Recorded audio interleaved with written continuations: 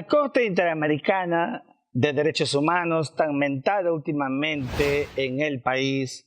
es el órgano supranacional jurisdiccional. Es una instancia jurídica internacional panamericana de la Organización de los Estados Americanos, creo de 1948.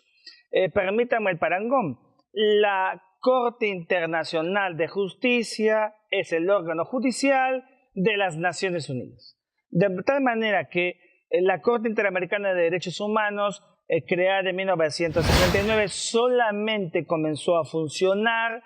cuando entró en vigor, en vigencia, la Convención Americana de Derechos Humanos en 1979, del cual el Estado peruano es Estado parte. Las decisiones que emite la Corte Interamericana de Derechos Humanos para los Estados miembros, los Estados partes, el Perú lo es, son de carácter vinculante, es decir, como todos sabemos, son obligatorios. Es muy importante señalar que las personas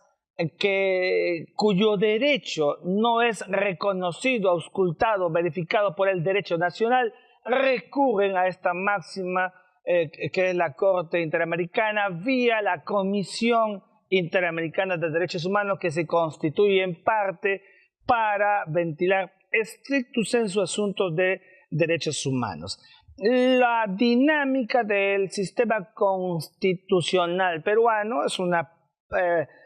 elemento básico que aprendimos en las clases de derecho, es que los tratados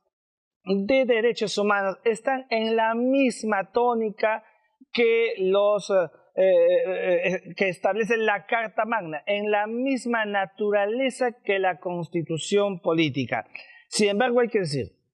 siendo obligatorio y vinculante para el Estado el cumplimiento de las sentencias de la Corte Interamericana de Derechos Humanos, nunca jamás la Corte puede tener decisiones de carácter vinculante para instituciones del derecho interno, que son asuntos ad hoc y de exclusividad de los estados, como por ejemplo el carácter del indulto, que es una prerrogativa presidencial pétrea en el que la acción supranacional no puede penetrar, y esto lo aprendimos desde los tiempos de la Paz de Westfalia, en el reconocimiento de la calidad pétrea soberana del Estado y al jus imperium, que es el poder que tienen los Estados. La Corte Interamericana de Derechos Humanos finalmente constituye, a mi juicio, el mecanismo supranacional más garantista para ventilar derechos humanos, que por cierto, los derechos humanos que son irrenunciables, que son pétreos y que son universales, son erga omnes, es decir, para todos. En el caso, por ejemplo, del indulto concedido al expresidente de la República, Alberto Fujimori, el indulto es una dinámica de prerrogativa presidencial que reconoce en el fondo derechos del que ha sido otorgado la gracia presidencial, como también las víctimas de que fue objeto en su momento por la sanción que le impuso el Estado peruano a 25 años y que por el indulto ha merecido jurídicamente este carácter excepcional.